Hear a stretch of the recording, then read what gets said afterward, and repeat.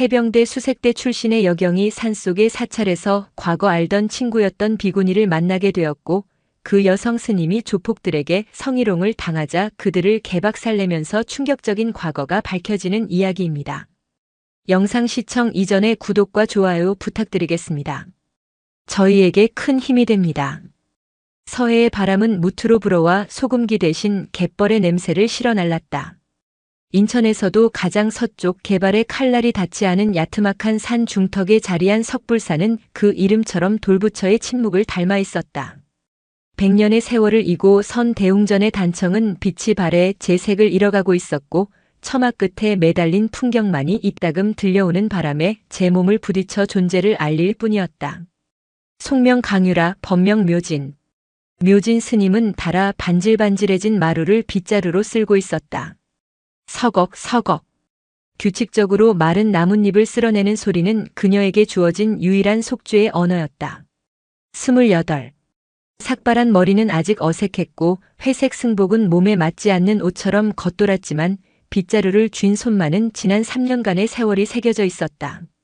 굳은 살이 박인 손으로 그녀는 매일 아침과 저녁 자신의 과거를 쓸어내듯 경례를 쓸었다. 무국고에 미친 개. 귓가에 환청처럼 달라붙는 그 이름은 10년이 지나도 선명했다. 교복 치마를 줄이고 입술에 붉은 틴트를 바르고 자신보다 약한 아이들의 눈물을 보며 웃던 소녀.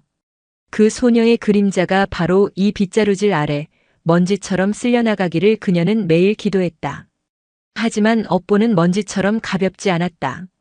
그것은 축축한 진흙처럼 발목을 잡고 때로는 검은 잉크처럼 마음을 물들였다. 묘진 스님. 나직한 목소리에 묘진이 고개를 들었다. 주지인 법륜 스님이 낡은 툇마루에 앉아 그녀를 보고 있었다. 그의 손에는 이번 달 전기요금 고지서가 들려 있었다. 깊게 파인 주름 사이로 근심이 강물처럼 흘렀다. 오늘 저녁 공양은 내가 하지. 스님은 경전이나 더 보게. 아닙니다, 주지 스님. 제가 하겠습니다. 됐네. 젊은 사람이 이런 누추한 절에 들어와 고생이 많아. 밥이라도 편히 먹어야지. 법륜 스님의 말에는 온기가 있었지만 그 온기 너머로 쇠락해가는 사찰의 현실이 추위처럼 스며 있었다. 신도의 발길은 오래전에 끊겼고 가끔 찾아오는 등산객들의 보시만으로는 거대한 사찰의 몸피를 감당할 수 없었다. 묘지는 말없이 고개를 숙였다.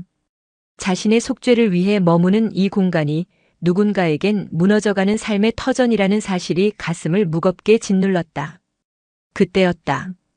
평화롭던 산사의 정적을 무자비하게 찢어발기는 소리가 들려왔다. 자갈 깔린 진입로를 거친 타이어가 지식이는 소리. 그리고 이내 육중한 세단 한 대가 경내 마당 한가운데에 멈춰섰다. 고급 외제차의 검은 광택은 석불사의 낡은 풍경과 기괴한 부조화를 이루었다.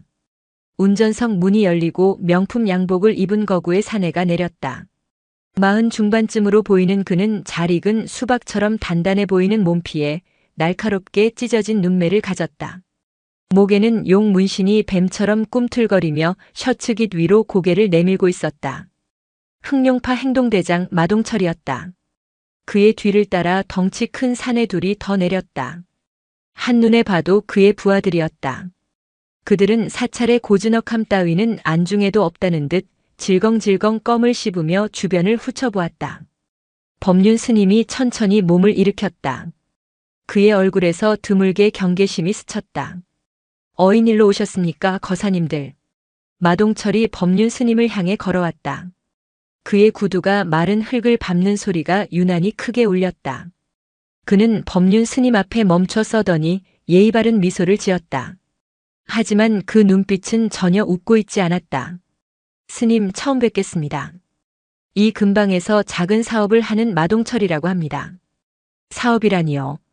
여긴 부처님 모시는 조용한 절입니다만. 알고 있습니다. 그래서 인사드리러 왔습니다. 저희가 이 동네를 보살피고 있는데 스님들께서도 저희 성의를 좀 알아주셔야 하지 않겠습니까? 보살핀다는 말은 관리한다는 뜻이었고 성의는 곧 돈을 의미했다. 법륜 스님의 얼굴이 희미하게 굳었다. 이런 식의 인사는 처음이 아니었지만 오늘따라 상대의 기운이 유독 살벌했다. 저희는 가진 것 없는 수행자들이라. 거사님께 드릴 만한 것이 없습니다. 에이 스님, 너무 야박하게 그러지 마시고. 마동철이 너스레를 떨며 주변을 둘러보았다. 그의 시선이 마당 한쪽에서 빗자루를 든 채 굳어있는 묘진에게 멎었다. 그는 잠시 말을 멈추고 그녀를 위아래로 훑어보았다. 그 시선은 노골적이었고 마치 값을 매기는 듯한 오만함이 서려 있었다.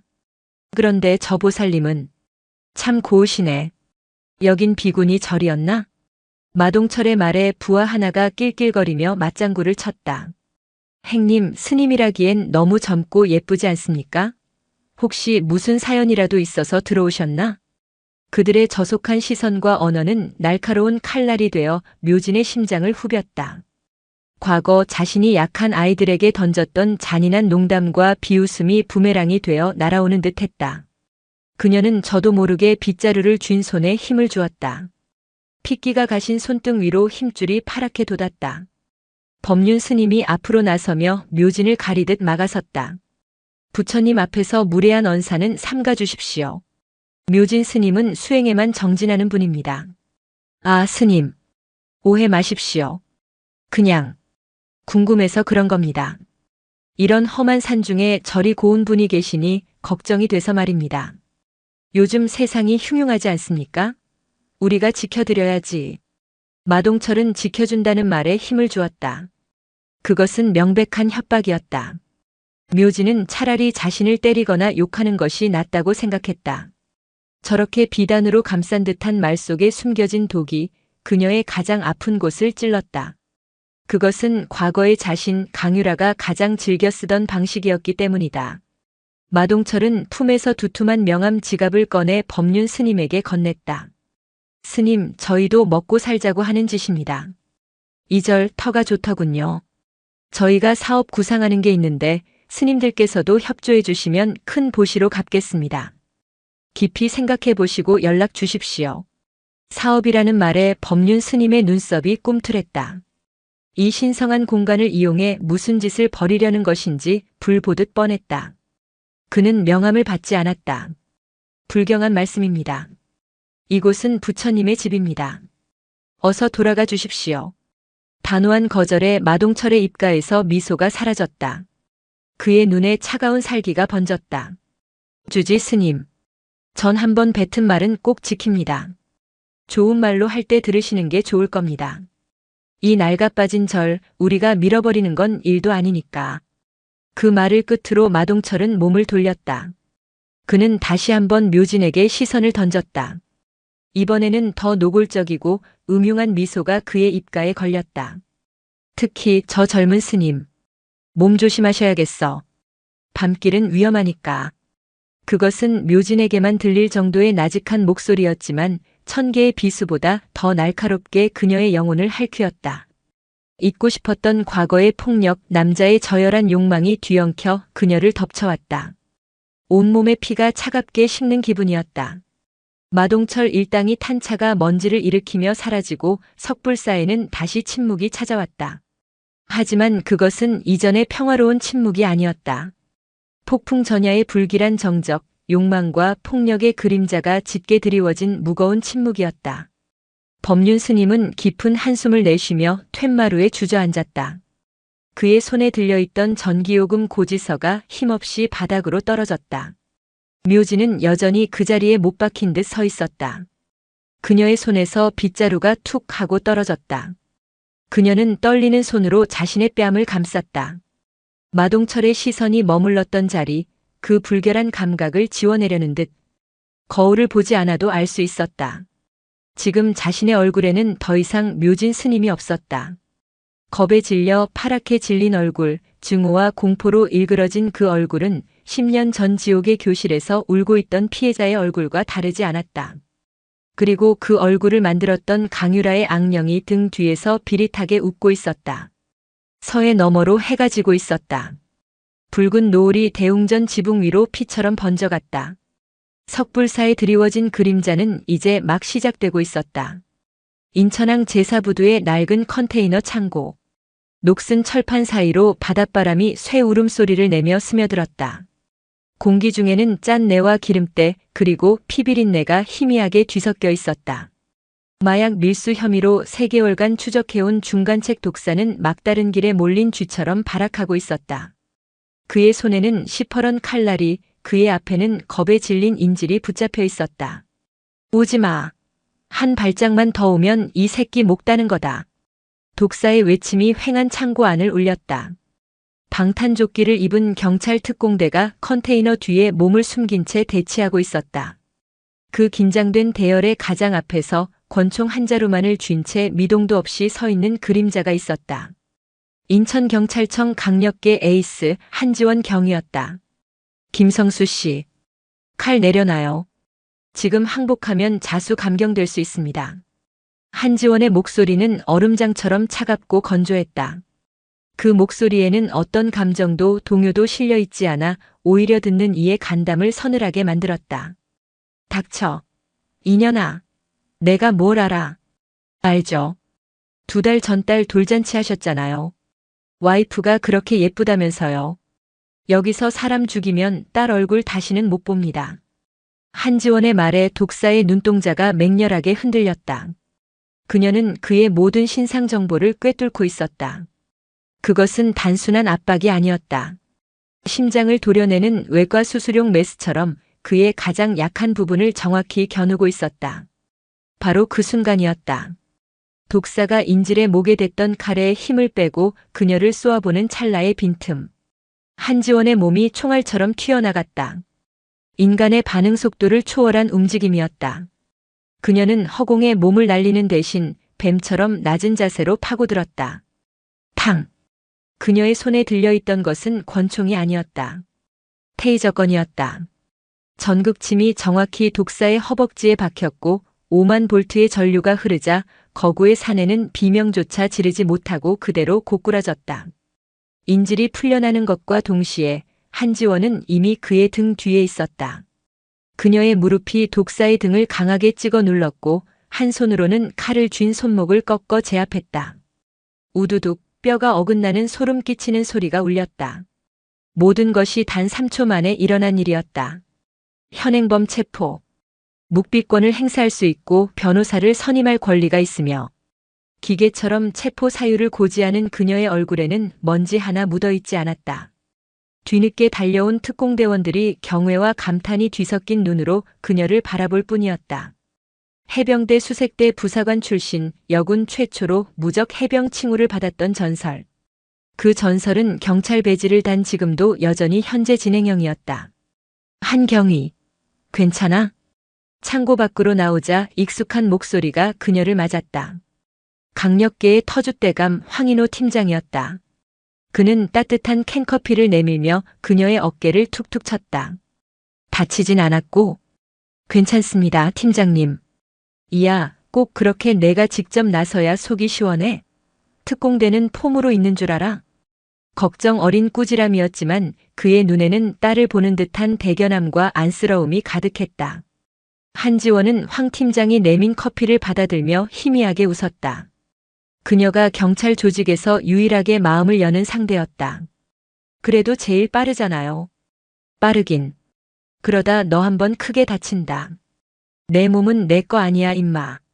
국가 자산이야. 황인호는 너스레를 떨었지만 그녀의 눈빛에 스치는 아주 찰나의 그늘을 놓치지 않았다. 범인을 제압할 때의 그 냉혹한 눈빛과는 다른 깊이를 알 수 없는 공허함. 10년 넘게 그녀를 지켜봐 온 그는 알고 있었다. 저 상처 입은 독수리가 어떤 악몽에 시달리는지를. 그는 더 묻지 않고 화제를 돌렸다. 가자. 들어가서 보고서 쓸 거 산더미다. 인천경찰청 강력계 사무실은 언제나처럼 부산했다. 전화벨 소리, 키보드 두드리는 소리, 욕설 섞인 고함이 뒤섞여 하나의 교향곡을 이루고 있었다. 한지원은 자신의 자리에 앉아 보고서를 작성하기 시작했다. 독사 김성수를 검거하기까지의 과정, 증거 목록, 공범의 행방. 그녀의 손끝에서 사건은 명료하게 정리되어 갔다. 그녀는 일에 몰두할 때면 모든 것을 잊을 수 있었다. 비릿한 바닷바람도, 축축한 교실 바닥의 냉기도, 귓가에 울리던 그 비웃음 소리도.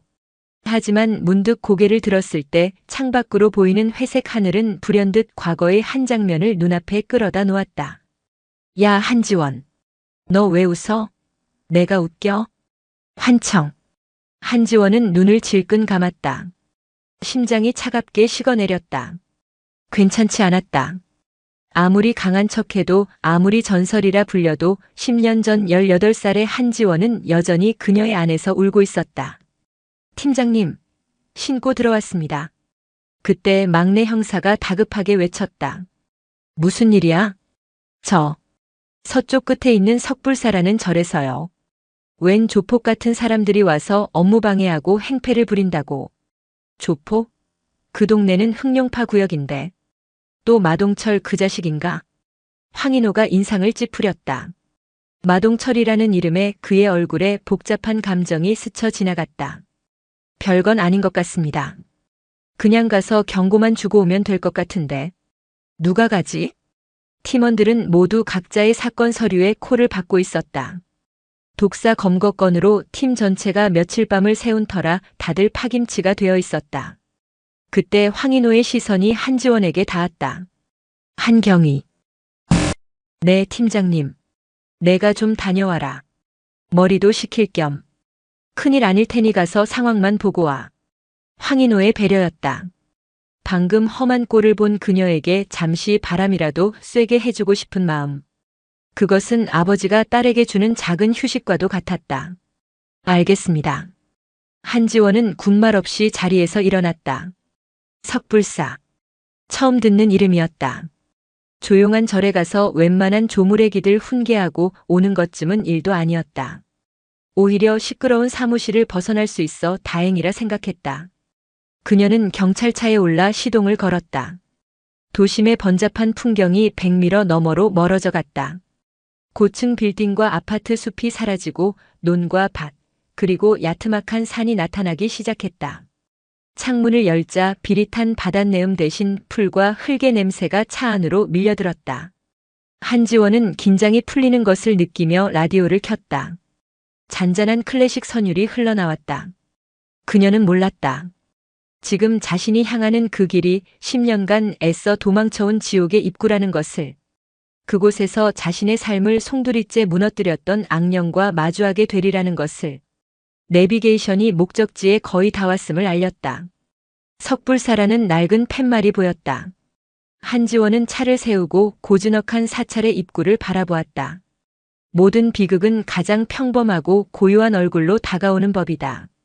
상처 입은 독수리는 자신의 둥지를 파괴했던 폭풍의 눈으로 날아들고 있었다. 한지원은 경찰차에서 내려 석불사 경내로 들어섰다. 흙과 나무 그리고 묵은 향내가 뒤섞인 공기가 낯설었다. 대웅전 앞마당에는 쌀이비 하나가 덩그러니 나뒹굴고 있었다. 평온해야 할 사찰의 풍경이라기엔 어딘가 스산한 기운이 감돌았다. 한지원의 예리한 눈이 마당에 찍힌 여러 개의 구둣발 자국과 방금 전까지 육중한 차량이 머물렀던 타이어 자국을 포착했다. 경찰입니다. 신고받고 출동했습니다. 그녀의 목소리가 고요한 경내에 울려 퍼졌다. 잠시 후 낡은 요사체 문이 열리고 법륜 스님이 모습을 드러냈다. 그의 얼굴에는 수심이 가득했다. 아이고 경찰 양반. 오셨군요. 무슨 일이 있었는지 말씀해 주시겠습니까? 폭력이나 기물 파손이 있었나요? 한지원은 수첩을 꺼내 들며 사무적으로 물었다. 법륜 스님은 차마 조폭이라는 말은 꺼내지 못하고 그저 험악한 거사님들이 다녀갔다고 얼버무렸다. 그가 침착하게 상황을 설명하는 동안 한지원의 시선은 그의 뒤편에서 조용히 서 있는 한 젊은 여승에게 향했다. 빗자루를 들고 서 있는 뒷모습, 삭발한 머리와 회색 승복. 어딘지 모르게 위태로워 보이는 그 모습에 그녀는 알 수 없는 감정을 느꼈다. 피해자일까? 그녀는 그저 피해자를 보호해야 한다는 직업적 의무감으로 여승에게 다가갔다. 스님 괜찮으십니까? 혹시 위협을 당하셨거나. 말을 건네며 그녀의 앞으로 다가선 순간 빗자루를 고쳐 쥐려던 여승이 천천히 고개를 들었다. 시간이 멈췄다. 세상의 모든 소리가 사라지고 오직 두 사람의 눈빛만이 허공에서 부딪혔다. 한지원의 눈에 들어온 것은 자비와 평온의 얼굴이 아니었다. 10년이라는 세월의 풍파에도 불구하고 그 윤곽, 그 눈매 경멸과 오만함이 서려있던 그 인매는 지워지지 않는 낙인처럼 선명했다. 머리카락이 없고 화려한 옷 대신 승복을 입었을 뿐. 이우, 한지원의 온몸이 얼어붙었다. 숨이 턱 막히고 발끝에서부터 차가운 얼음이 심장을 향해 번져나가는 듯 했다. 눈앞의 스님이 자신을 지옥의 나락으로 밀어넣었던 그 악마라는 사실을 뇌가 거부했다. 귓가에서 풍경 소리가 이명처럼 날카롭게 울렸다. 그 소리는 이내 비웃음 소리로 변했다. 야, 한지원. 너 그거 걸레 빤물이지? 한번 마셔봐. 내 부모님은 내가 이러고 다니는 거 아시니? 불쌍하다 정말. 잊었다고 생각했던 목소리. 짓밟고 또 짓밟아 기억의 가장 깊은 곳에 묻어버렸던 그 목소리가 바로 눈앞의 스님 강유라의 입에서 흘러나오는 듯했다. 한지원은 저도 모르게 허리춤의 권총 손잡이로 손을 가져갔다가 간신히 멈췄다. 손끝이 파르르 떨렸다. 반면 묘진 스님 강유라는 경찰 제복을 입은 한지원의 얼굴을 본 순간 세상이 무너지는 것을 느꼈다. 매일 밤 꿈속에 나타나 자신을 고통스럽게 하던 그 얼굴. 피멍이 든 채 눈물과 굴욕으로 얼룩져 자신을 노려보던 그 얼굴이 선명한 눈빛으로 자신을 꿰뚫고 있었다.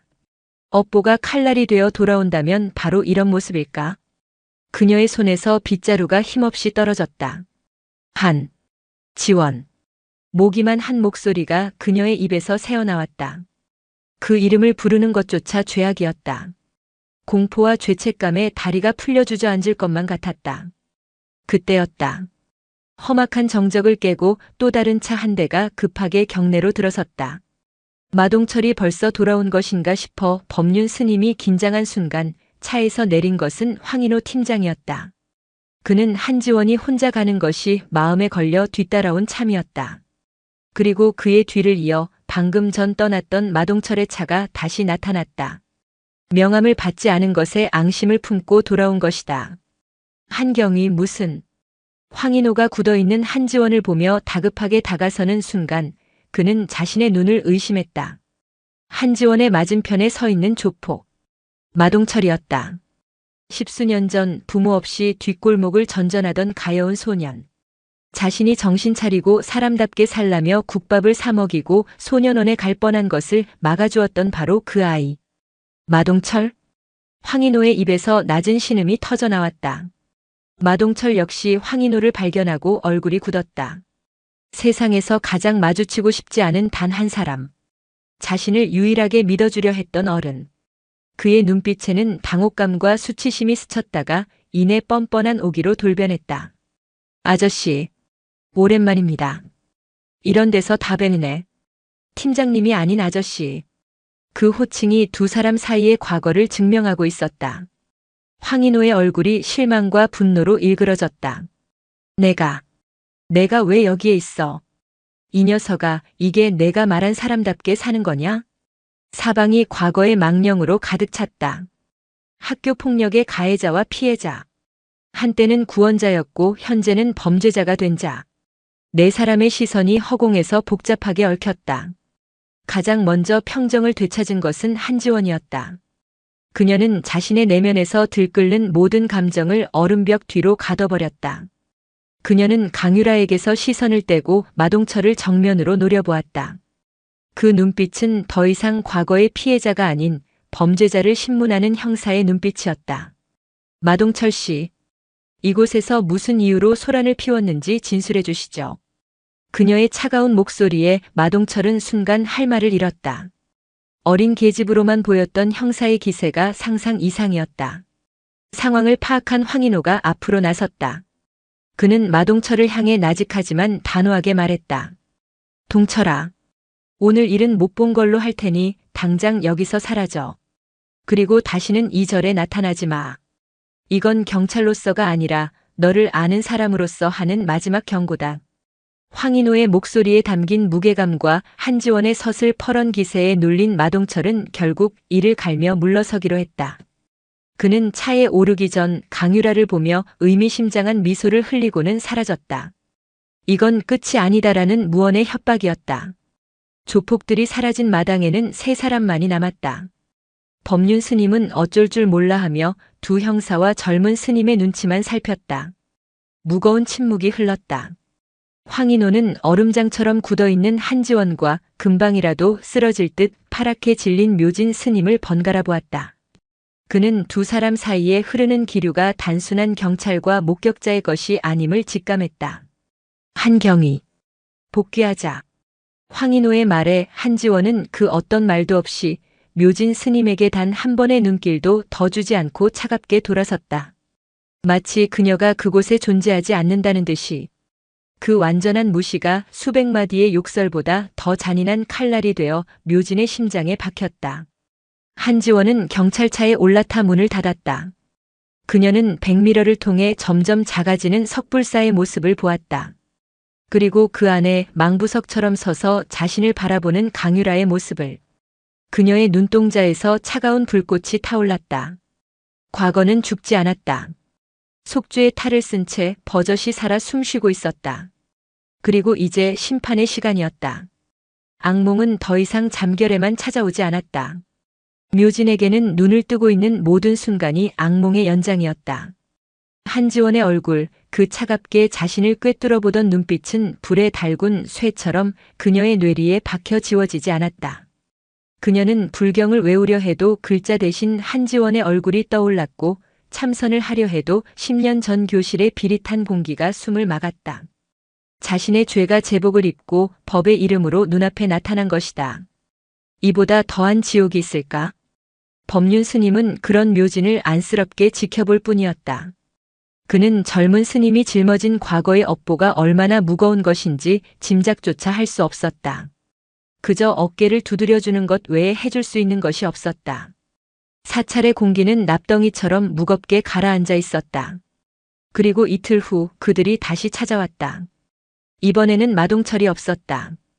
대신 그의 부하 둘 그 중에서도 유난히 눈매가 음흉하고 뱀 같았던 사내가 앞장서서 경내로 들어섰다. 마동철이라는 브레이크가 사라진 그들의 눈빛에는 노골적인 악의와 조롱이 가득했다. 아이고 스님들. 그새 평안하셨는가 몰라. 뱀눈 사내가 낄낄거리며 법륜 스님에게 다가왔다. 우리 행님이 주지 스님 생각하시느라 밤잠을 설쳤답니다. 그래서 말인데 생각은 좀 해보셨습니까? 우리랑 같이 사업하자는 거. 돌아가시오. 몇 번을 말해야 알아듣겠소. 이곳은 그런 짓을 하는 곳이 아니오.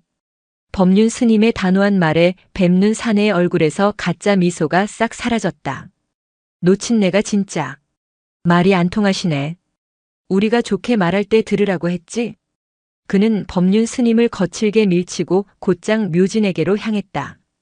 공포에 질린 묘진이 뒷걸음질 치자 그는 더욱 재미있다는 듯 음흉하게 웃었다. 이 예쁜 스님은 아직도 정신을 못 차렸나? 오빠들이랑 놀면 재미있는 거 많다니까. 그는 묘진의 앞에 바짝 다가섰다. 다른 부하가 법륜 스님이 끼어들지 못하도록 앞을 막아섰다. 완전히 고립된 묘진은 공포로 온몸에 피가 식는 것을 느꼈다. 내가 그렇게 잘나서 스님이 된 거야? 아니면 무슨 큰 죄라도 짓고 여기로 도망 온 거야? 응? 말 좀 해봐. 내 그 예쁜 입으로. 뱀눈 사내는 여기서 그치지 않았다. 그는 손을 뻗어 묘진의 팔을 거칠게 붙잡았다. 회색 승복 위로 전해지는 남자의 악력. 그 불결하고 폭력적인 감촉에 묘진의 눈이 커졌다. 숨이 멎었다. 순간 과거의 장면이 눈앞을 덮쳤다. 비 오는 날 운동장 구석. 자신에게 맞서려던 한지원의 팔을 비틀어 잡고 내깎게 뭘 할 수 있는데? 라며 비웃던 자신의 모습. 폭력을 당하는 고통이 아니라 폭력을 가했던 기억의 편린이 그녀를 덮쳤다. 역겨움과 자기 혐오의 구역질이 치밀었다. 이거 놓으세요. 싫은데? 내가 우리 행님 마음을 아프게 했으니 내가 대신 책임져야지. 뱀눈 사내가 그녀를 자기 쪽으로 끌어당기려는 순간이었다. 거기까지. 얼음처럼 차가운 목소리가 경내에 울려 퍼졌다. 모두의 시선이 소리가 난 쪽으로 향했다. 입구에는 한지원과 황인호 팀장이 서 있었다. 그날 이후 두 사람은 석불사 주변을 순찰하는 것을 일과에 추가했다. 불길한 예감은 틀리는 법이 없었다. 한지원의 눈은 눈앞의 광경을 정확히 포착했다. 겁에 질린 강유라 그리고 그녀의 팔을 붙잡고 있는 뱀눈 사내. 그녀의 눈빛이 순간 영하로 떨어졌다. 손 안 놔? 뱀눈 사내는 경찰의 등장에 잠시 당황했지만 상대가 젊은 여경인 것을 확인하자 이내 피식 웃었다. 아, 저번에 왔던 그 짭새 날이 아니신가? 여긴 우리 관할이야. 당신들 일 아니니까 빠지시지. 업무방해 및 폭행 현행범이다. 마지막으로 경고한다. 손 놓고 순순히 조사에 응해. 한지원의 말에 뱀눈 사내는 되려 큰 소리로 웃음을 터뜨렸다. 미쳤나봐, 이 계집이. 지금 누구한테 명령이야? 오빠가 경찰 놀이는 어떻게 하는 건지 가르쳐줘. 그는 묘진의 팔을 놓아주며 한지원을 향해 위협적으로 다가섰다. 계집이라는 말이 한지원의 귓전을 때렸다. 그녀의 표정에는 변화가 없었다. 오직 동공만이 미세하게 수축했다. 그것은 맹수가 사냥 직전 보이는 변화와 같았다. 뱀눈 사내가 그녀의 어깨를 밀치려 손을 뻗는 순간 한지원의 몸이 움직였다. 그것은 무술이라기보다 신체 해부에 가까웠다. 그녀는 반보 옆으로 비켜서며 뻗어온 상대의 팔을 흘려보내는 동시에 자신의 손으로 그의 손목 관절을 낚아챘다. 그대로 몸을 회전시키며 그의 팔을 꺾어 올렸다. 뚝 하는 소름 끼치는 소리와 함께 뱀눈 사내의 입에서 비명이 터져나왔다. 으악! 비명은 짧았다. 한지원의 다른 손이 이미 그의 목 뒤 경혈을 정확히 가격했기 때문이다. 순간적으로 호흡이 막힌 그의 몸이 앞으로 고꾸라졌다. 한지원은 쓰러지는 그의 무게중심을 이용해 몸을 다시 한번 틀었고 그의 등 위로 올라타 무릎으로 척추를 완벽하게 제압했다. 이 모든 것이 눈 깜짝할 사이에 벌어졌다. 크억, 커헉. 바닥에 처박힌 뱀눈 사내는 숨을 몰아쉴 뿐 저항할 수 없었다. 다른 부하와 법륜 스님 그리고 묘지는 눈앞의 광경을 믿을 수 없다는 듯 멍하니 서 있었다. 한지원은 아무 일도 없었다는 듯 허리춤에서 수갑을 꺼내 그의 손목에 채웠다. 폭행 및 공무집행방해 현행범으로 체포한다. 당신은 변호사를 선임할 수 있으며. 그때 마동철이 탄 차가 급하게 경내로 들어섰다.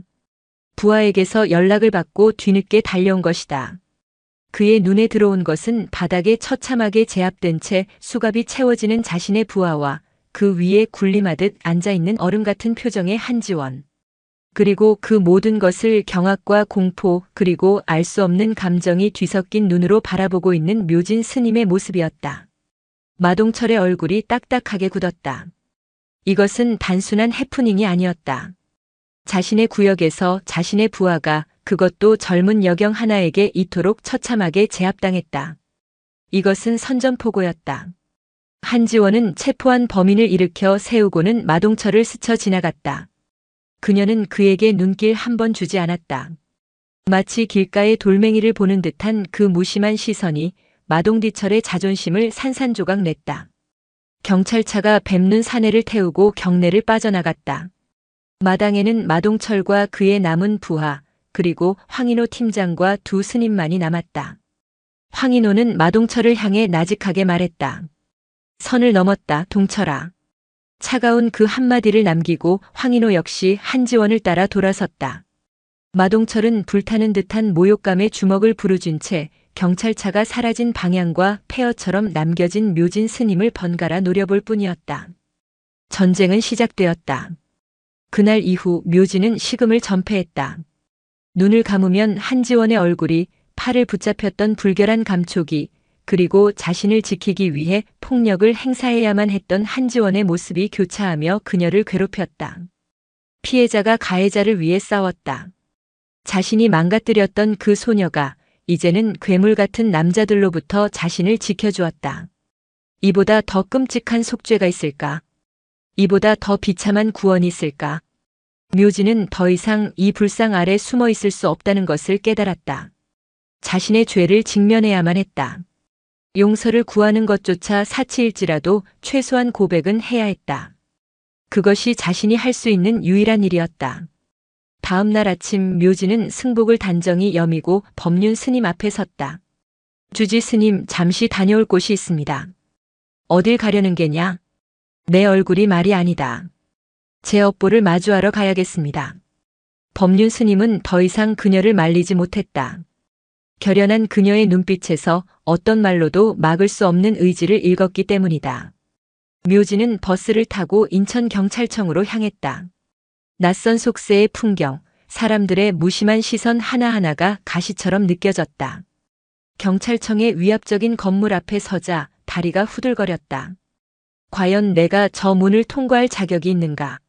수백 번을 망설이다 그녀는 눈을 질끈 감고 안으로 들어섰다. 민원실을 통해 간신히 한지원이 강력계에 있다는 것을 알아냈고 복도에서 그녀를 기다렸다. 수많은 형사들이 오가는 소란스러운 공간. 묘지는 마치 다른 세상에 떨어진 이방인처럼 구석에 서서 하염없이 그녀를 기다렸다. 얼마나 지났을까? 서류 뭉치를 들고 복도를 걸어오는 한지원의 모습이 보였다. 묘지는 심장이 멎는 것 같았다. 그녀는 용기를 내어 한지원의 앞을 막아섰다. 한지원. 경위님. 한지원은 걸음을 멈췄다. 그녀의 눈에 스친 것은 경멸도 분노도 아닌 차가운 무관심이었다. 마치 길을 막는 성가신 장애물을 보는 듯한 표정. 무슨 일이죠?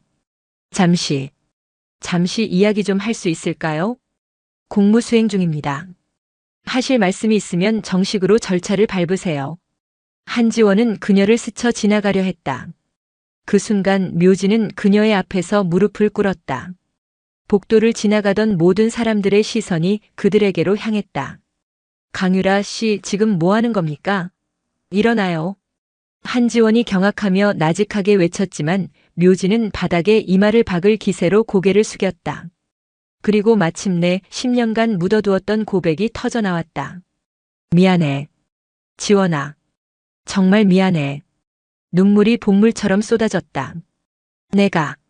내가 너한테 무슨 짓을 했는지 알아. 체육복을 훔쳐서 널 도둑으로 몰았던 거, 내 책상에 매일 쓰레기를 갖다 놓았던 거, 비 오는 날. 운동장에서. 내가 정말 죽일년이야. 그녀는 울부짖으며 지난날의 악행들을 하나씩 끄집어냈다. 그것은 용서를 구하는 행위가 아니었다.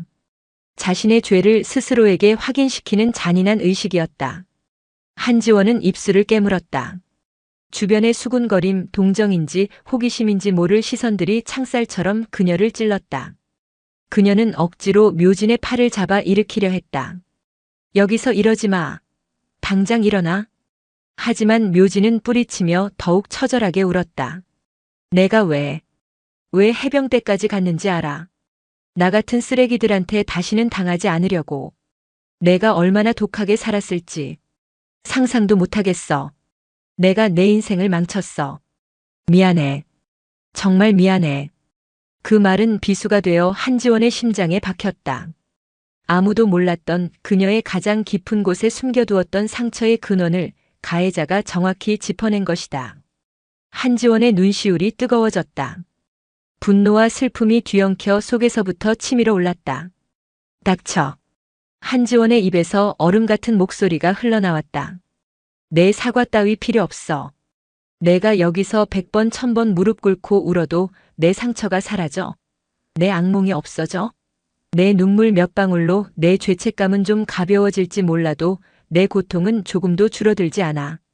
그녀는 말을 이었다. 목소리는 떨리고 있었지만 눈빛은 활활 타오르고 있었다. 내가 진심으로 속죄하고 싶어? 그렇다면 다시는 내 눈앞에 나타나지 마. 내 얼굴을 보는 것만으로도 구역질이 나니까. 평생 그 절구석에 처박혀서 내가 저지른 짓을 곱씹으면서 살아. 그게 내가 할 수 있는 유일한 속죄야. 한지원은 그 말을 끝으로 차갑게 돌아섰다. 그녀는 화장실로 달려가 문을 잠그고 세면대 앞에 섰다. 거울 속에는 눈물을 흘리는 자신의 얼굴이 있었다. 10년 만에 처음으로 강유라 앞에서 흘리는 눈물이었다. 그녀는 수도꼭지를 틀고 얼굴에 차가운 물을 끼얹었다. 멈추지 않는 눈물을 감추려는 듯, 혹은 속에서 들끓는 불을 끄려는 듯. 복도에는 묘진 스님만이 텅 빈 공간에 무릎을 꿇은 채 남아 있었다. 그녀의 울음소리는 더 이상 들리지 않았다. 그저 용서받지 못한 죄인의 그림자만이 길게 늘어져 있었다. 고백은 끝났지만 구원은 아직 멀었다. 마동철은 밤새 술을 마셨다. 독한 소주가 목을 태우고 넘어갔지만 취하지 않았다. 눈을 감으면 세 개의 얼굴이 번갈아 떠올랐다. 실망과 경멸로 가득 찼던 황인호 팀장의 얼굴. 자신을 벌레 보듯 하던 얼음처럼 차가운 한지원 경위의 얼굴. 그리고 모든 것을 체념한 채 공포와 죄책감에 질려있던 묘진 스님의 얼굴. 자신의 부하가 그 어린 여경에게 한순간에 제압당했다는 소식은 순식간에 조직 내에 퍼졌다. 흑룡파 행동대장 체면 다 구겼다는 비웃음이 등 뒤에서 들려왔다. 자존심이 찢겨나가는 것 같았다. 하지만 그를 더 고통스럽게 하는 것은 그런 평판이 아니었다. 그의 인생에서 처음으로 자신이 하는 짓이 쪽팔리다고 느껴졌다. 힘없는 스님 2명을 상대로 벌인 짓이 고작 여경 하나에게 박살이 난 이 상황이 견딜 수 없이 치욕스러웠다. 시발. 그는 술병을 벽에 집어던졌다. 유리가 박살나는 소리와 함께 잊고 있던 기억 하나가 파편처럼 날아와 박혔다. 20살 무렵. 그는 고아원에서 도망쳐 부둣가를 전전하며 도둑질로 연명하고 있었다. 그러다 다른 조직의 물건에 손을 대었고 죽기 직전까지 맞다가 컨테이너 박스에 버려졌다. 비가 쏟아지는 밤 춥고 배고프고 아파서 이대로 죽는구나 싶었을 때 한 남자가 우산을 씌워주며 그를 발견했다. 당시 강력계의 젊은 형사였던 황인호였다. 황인호는 그를 잡아넣는 대신 뜨거운 국밥집으로 데려갔다. 너 눈빛은 살아있다. 이런 데서 인생 썩히지 마라. 기술이라도 배워. 정 힘들면 날 찾아와. 그는 국밥을 허겁지겁 먹으며 난생 처음으로 눈물을 흘렸다. 그 따뜻한 국물과 자신을 인간으로 봐주었던 그 눈빛을 잊을 수가 없었다. 하지만 세상은 그가 다시 일어서도록 내버려 두지 않았고 결국 그는 살아남기 위해 주먹을 쥐었다. 황인호의 기대를 저버리고 가장 경멸하던 인간이 되어버렸다. 선을 넘었다, 동철아. 황인호의 마지막 말이 심장을 찔렀다. 어쩌면 아직 돌아갈 수 있는 마지막 선이었을지도 모른다. 마동철은 괴로움에 머리를 쥐어뜯었다. 다음 날 그는 결심한 듯 조직의 보스 조태룡 회장을 찾아갔다. 조 회장은 인천 시내가 한눈에 내려다 보이는 펜트하우스에서 값비싼 차를 마시고 있었다. 동철이냐? 얼굴이 왜 그 모양이야? 회장님, 드릴 말씀이 있습니다. 석불 사건은 어떻게 됐어? 아직도 그 중놈들이 버티고 있나? 그절. 그냥 놔두시면 안 되겠습니까? 별로 돈 될 것 같지도 않은 낡은 절입니다. 마동철의 말에 조태룡의 찻잔을 내려놓았다. 그의 눈이 뱀처럼 가늘어졌다. 너 지금 무슨 소리 하는 거야? 그 절이 문제가 아니잖아. 그 절을 허물고 그 자리에 뭘 지어야 우리 사업이 그림이 완성되는지 몰라서 그래. 조태룡이 말하는 사업은 해외 투자자를 끌어들여 짓는 고급 요양원 및 명상센터였다. 석불사는 그 계획의 가장 핵심적인 부지였다. 하지만 경찰까지 붙었습니다. 특히 새로운 여영사가 보통이 아닙니다. 경찰? 돈 몇 푼 찔러주면 조용해질 놈들이야. 그리고 계집 하나 처리 못해서 벌벌 떠는 거냐? 내가 언제부터 그렇게 겁이 많았어. 조태룡의 목소리는 차가웠다. 그는 자리에서 일어나 마동철의 어깨를 두드리며 말했다. 동철아, 너는 우리 흑룡파의 망치야. 망치는 생각하는 게 아니야. 그냥 내가 내려치라는 곳을 부수면 되는 거야. 알겠어? 그의 눈에는 어떤 온기도 없었다. 오직 쓸모와 가치만을 따지는 냉혹한 계산만이 번뜩였다. 자꾸 망치가 자기 머리로 생각하려고 들면 말이야 시끄럽기만 해. 그런 망치는 그냥 용광로에 던져버리면 그만이야. 서늘한 협박. 마동철은 온몸에 피가 식는 것을 느꼈다. 의리? 가족? 다 헛소리였다. 자신은 그저 언제든 버려질 수 있는 도구, 소모품에 불과했다. 조태룡의 눈을 보는 순간 그는 깨달았다. 이곳에는 구원이 없다. 오직 파멸만이 있을 뿐. 그는 펜트하우스를 말없이 걸어 나왔다. 화려한 도시의 야경이 그를 비웃는 것 같았다. 그는 차를 몰아 인천대교 위를 달렸다. 바다 저편 불빛 하나 없는 석불사가 있을 방향을 바라보았다. 그곳에는 죄를 고백하며 무릎 꿇는 스님이 있고 그 스님을 지키기 위해 기꺼이 폭력을 행사하는 경찰이 있다. 비록 서로를 증오하고 상처 입힐지언정 그들은 적어도 자신의 삶을 스스로 선택하고 있었다. 자신처럼 누군가의 망치로 살고 있지는 않았다. 마동철은 차를 갓길에 세웠다. 그는 품에서 대포폰 하나를 꺼냈다. 그리고 떨리는 손으로 십수년간 외면해왔지만 단 한 번도 잊은 적 없는 번호를 눌렀다. 뚜루루, 뚜루루. 신호음이 몇 번 울리고 익숙하면서도 낯선 목소리가 들려왔다. 여보세요. 마동철은 침을 삼켰다. 그리고 자신의 인생을 건 도박을 시작하기로 결심했다. 이것이 자신의 유일한 참회 방법이자 구원의 길이었다. 아저씨, 접니다. 마동철. 그날 밤 황인호 팀장은 잠을 이룰 수 없었다. 수화기 너머로 들려오던 마동철의 목소리는 십수년 전 겁에 질려 떨던 소년의 목소리와 겹쳐 들렸다.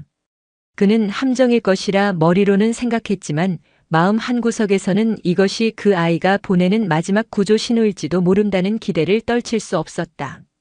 다음 날 새벽 두 사람은 약속 장소인 월미도의 한적한 방파제에서 만났다.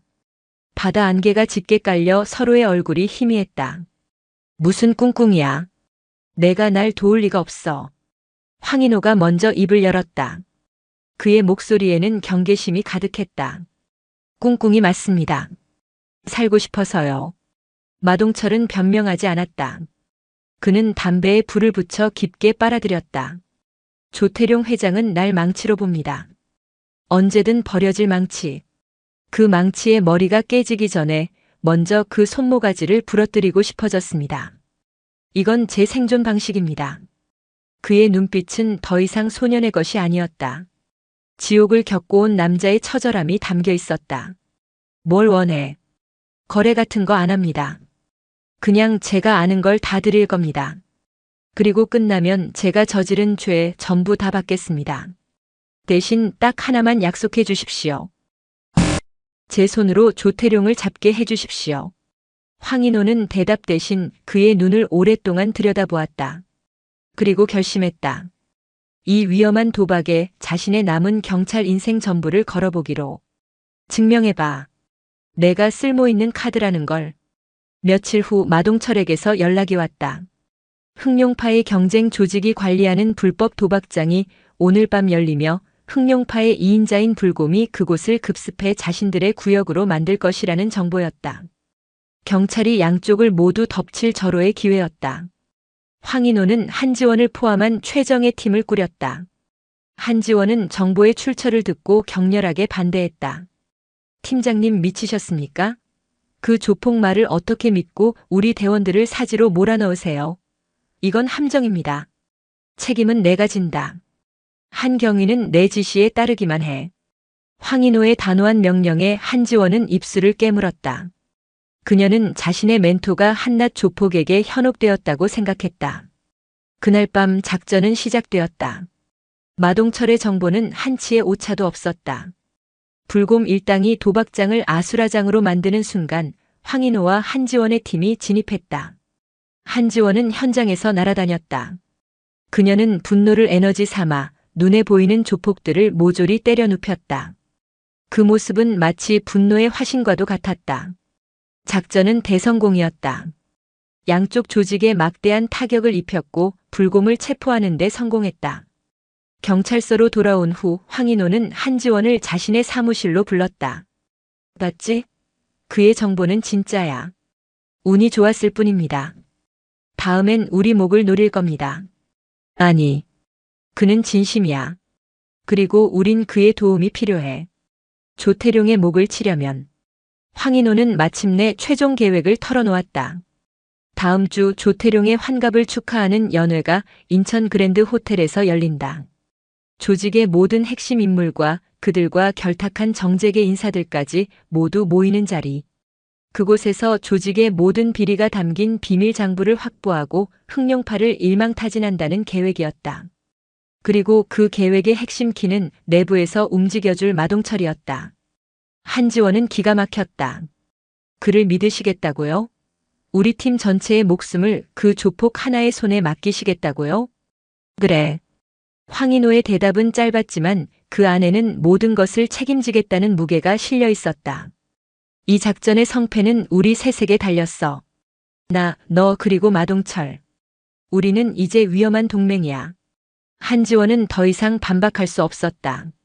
그녀는 이것이 얼마나 무모한 도박인지 알았지만 황인호의 눈빛에서 그의 진심을 읽었기 때문이다. 그녀는 마지못해 고개를 끄덕였다. 며칠 후 세 사람은 다시 은밀하게 만났다. 마동철은 호텔의 전체 도면과 경호 계획, 그리고 비밀 장부가 숨겨져 있을 조태룡의 개인 서재 위치까지 상세하게 설명했다.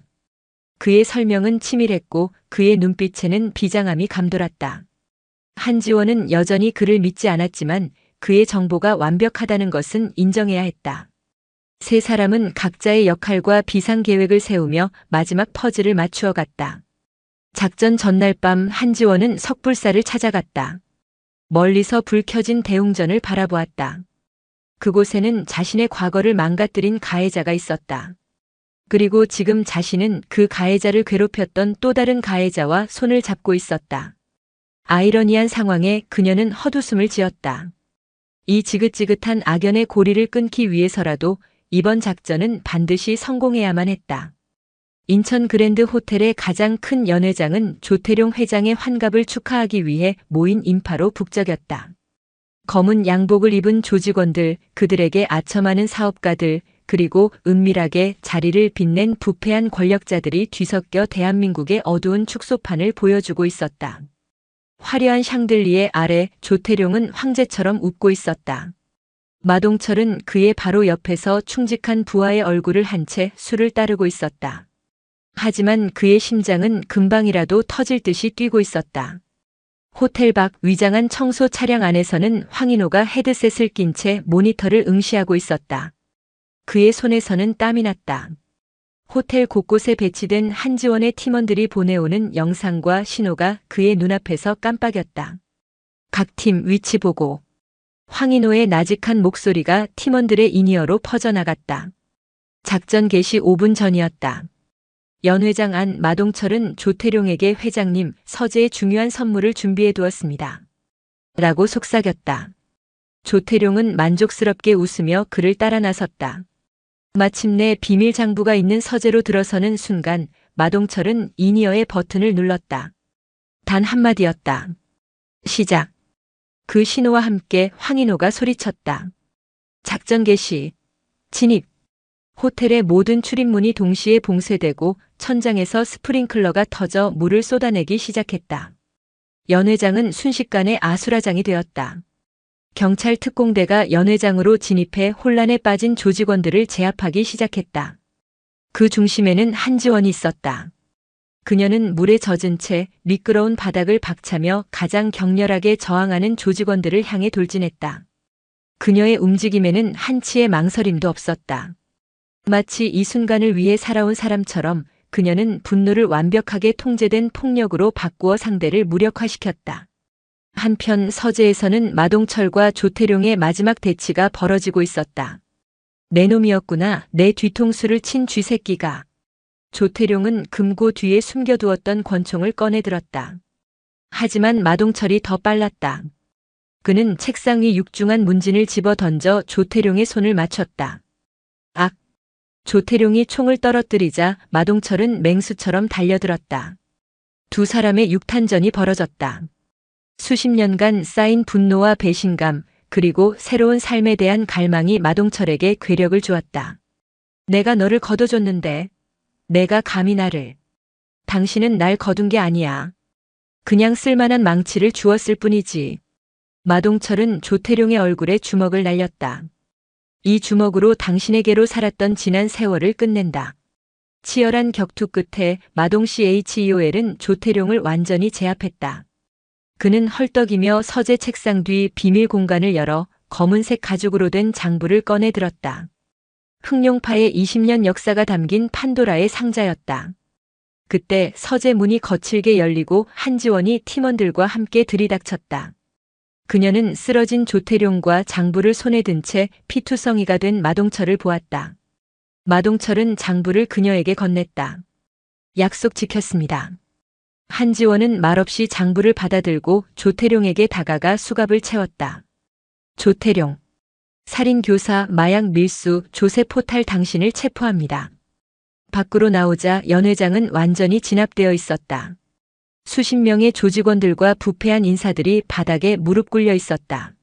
마동철은 황인호에게로 걸어가 두 손을 내밀었다. 아저씨, 이제 제 차례입니다. 황인호는 아무 말 없이 그의 손에 수갑을 채웠다. 하지만 그를 연행하는 발걸음은 그 어느 때보다 무거웠다. 20년 역사의 거대 조직 흑룡파가 몰락하는 순간이었다. 모든 것이 끝났다. 흑룡파의 몰락은 대한민국 사회에 큰 파장을 일으켰다. 마동철이 넘긴 비밀 장부는 판도라의 상자 그 자체였다.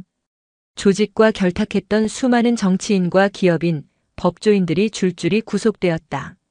인천을 20년간 지배했던 검은 제국은 하룻밤의 연기와 함께 사라졌다. 마동철은 재판에서 자신의 모든 죄를 인정했다.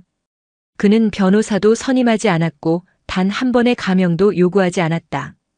다만 수사에 적극적으로 협조한 공로가 인정되어 무기징역 대신 징역 15년형을 선고받았다. 법정을 나서는 그의 얼굴은 이상하리만치 평온했다. 황인호는 방청석에서 묵묵히 그 모습을 지켜보았다. 승진과 특진이라는 포상이 쏟아졌지만 한지원은 그 어떤 것도 기쁘지 않았다. 거대한 악을 무너뜨렸지만 마음속의 공허함은 채워지지 않았다. 그녀는 휴가를 내고 하염없이 도시를 걷거나 텅 빈 사격장에서 총을 쏘며 시간을 보냈다. 악몽은 여전했고 가슴에 남은 흉터는 사라지지 않았다. 그러던 어느 날 그녀는 무의식적으로 차를 몰아 석불사로 향했다. 절 안으로 들어가지는 못하고 멀리 언덕 위에서 그곳을 바라보았다. 그곳에는 묘진 스님이 묵묵히 텃밭을 가꾸고 있었다. 그녀의 곁에는 법륜 스님이 온화한 미소로 함께하고 있었다. 평화로운 풍경이었다. 하지만 한지원은 그 평화를 온전히 바라볼 수 없었다. 그녀는 조용히 차를 돌렸다. 석불사에도 변화의 바람이 불었다. 흑룡파가 사라지자 사찰을 노리던 개발업자들도 떨어져 나갔다. 마동철의 이야기를 신문을 통해 접한 묘진 스님은 큰 충격을 받았다. 한 남자가 자신의 죄를 속죄하기 위해 목숨을 걸고 조직과 맞서 싸웠다. 그에 비해 자신은 이 절 안에 숨어 개인의 참회에만 매달리고 있었다. 그녀는 법륜 스님에게 자신의 계획을 털어놓았다. 스님, 저 이 절에 작은 쉼터를 만들고 싶습니다. 쉼터라니? 저처럼 혹은 저 때문에 세상에서 상처받고 기댈 곳 없는 사람들을 위한 공간 말입니다. 특히 학교 폭력으로 고통받는 아이들이 잠시라도 편히 쉴 수 있는 곳이었으면 합니다. 자신의 죄를 그저 괴로워하는 것에서 그치지 않고 그 죄의 무게만큼 다른 이를 돕는 것으로 갚아나가겠다는 결심. 그것이 묘진이 찾은 새로운 속죄의 길이었다. 법륜 스님은 그녀의 어깨를 말없이 두드려 주었다. 시간이 흘렀다. 황인호는 정기적으로 마동철을 면회했다. 두 사람은 많은 말을 나누지 않았다. 그저 창살을 사이에 두고 함께 신문을 보거나 바깥 세상 이야기를 나누는 것이 전부였다. 하지만 그것만으로도 충분했다. 한지원은 여전히 최고의 형사였지만 조금씩 변해가고 있었다. 사건 피해자들을 대하는 그녀의 눈빛에 과거에는 없던 미세한 온기가 담기기 시작했다. 세월은 그렇게 각자의 자리에서 각자의 방식으로 흐르고 있었다. 상처가 아물기를 혹은 흉터가 옅어지기를 바라면서. 그리고 마침내 3년이라는 시간이 흘렀다. 차가운 겨울 아침 인천구치소의 육중한 철문이 열렸다. 3년의 시간이 흐르는 동안 마동철은 모범수로 감형을 받아 남들보다 조금 일찍 세상 밖으로 나오게 되었다. 겨울 햇살을 받으며 구치소 문을 나선 그의 얼굴은 과거의 살기는 온데간데 없고 긴 세월의 풍파를 겪은 사람 특유의 평온함이 어려 있었다. 그의 앞에는 낡은 코트를 입은 황인호가 하얀 손두부 한 모를 들고 서 있었다. 고생했다. 아저씨 아니 팀장님. 이제 팀장 아니야. 퇴직했어. 그냥 아저씨라고 불러. 황인호는 웃으며 그에게 두부를 내밀었다. 마동철은 어색하게 두부를 받아 한 입 베어 물었다. 고소하고 부드러운 맛이 입안에 퍼졌다. 새로운 시작의 맛이었다. 며칠 후 마동철은 황인호의 낡은 차를 타고 석불사로 향했다. 황인호가 퇴직금의 일부를 털어 작은 카센터를 차려주었지만 그 전에 꼭 가보고 싶은 곳이 있었다. 석불사는 많이 변해 있었다. 낡고 스산했던 경내는 깨끗하게 정돈되어 있었고 대웅전 옆 공터에는 마음쉼터라는 현판을 단 작은 건물이 새로 들어서 있었다. 그곳에서는 아이들의 웃음소리가 희미하게 들려왔다. 대웅전 툇마루에는 묘진 스님이 조용히 앉아 차를 마시고 있었다. 그녀는 두 사람을 발견하고는 조용히 일어나 합장했다. 오셨군요. 마동철은 그녀 앞에 서서 아무 말도 하지 못했다. 무슨 말을 해야 할까? 미안하다고 해야 할까? 고맙다고 해야 할까? 묘진 스님 역시 마찬가지였다. 두 사람은 말없이 서로를 바라보았다. 그 침묵 속에는 수많은 회한과 이해가 담겨 있었다. 자유로워지셨네요. 묘진 스님이 먼저 입을 열었다. 스님도요. 마동철이 마음 쉼터를 바라보며 대답했다. 두 사람은 각자의 감옥에서 걸어 나와 마침내 서로를 마주보고 있었다. 그때 또 다른 차 한 대가 경내로 들어섰다. 차에서 내린 것은 사복 차림의 한지원이었다. 황인호가 미리 연락해둔 것이다. 그녀는 마동철과 묘진 스님을 보고 잠시 걸음을 멈췄지만 이내 묵묵히 그들에게로 다가왔다. 네 사람이 한자리에 모였다. 악연으로 얽혔던 네 개의 삶이 모든 폭풍이 지나간 뒤에 고요한 바다처럼 마주하고 있었다. 법륜 스님이 따뜻한 차를 내왔다. 네 사람은 툇마루에 나란히 앉아 말없이 차를 마셨다. 어색했지만 누구도 그 침묵을 깨려 하지 않았다. 용서는 말로 하는 것이 아니었다. 그 상처를 직시하고 그 상처를 안고도 앞으로 나아갈 서로를 묵묵히 인정해주는 것. 이 고요한 찻자리 자체가 용서의 한 형태였다. 한지원은 찻잔을 든 채 묘진 스님을 보았다. 그녀의 얼굴에는 더 이상 분노나 증오가 없었다. 흉터는 여전히 남아있지만 더 이상 욱신거리지 않았다. 그녀는 묘진 스님을 향해 아주 희미하게 거의 알아차릴 수 없을 정도로 고개를 끄덕였다. 그것으로 충분했다. 묘진 스님의 눈가에 이슬이 맺혔다. 마동철은 찻잔을 내려놓고 서쪽 하늘을 바라보았다. 해가 뉘엿뉘엿 지며 서해의 갯벌을 온통 황금빛으로 물들이고 있었다. 지독하게 길었던 밤이 가고 새로운 아침이 오고 있었다. 처마 끝의 풍경이 맑은 소리를 내며 울렸다. 그것은 모든 것이 끝났다는 신호이자 모든 것이 이제부터 시작이라는 예고처럼 들렸다. 네 사람은 그저 말없이 서해의 새 아침을 함께 맞이하고 있었다. 오늘도 시청해 주셔서 감사합니다. 영상이 즐거우셨다면 구독과 좋아요 부탁드리겠습니다.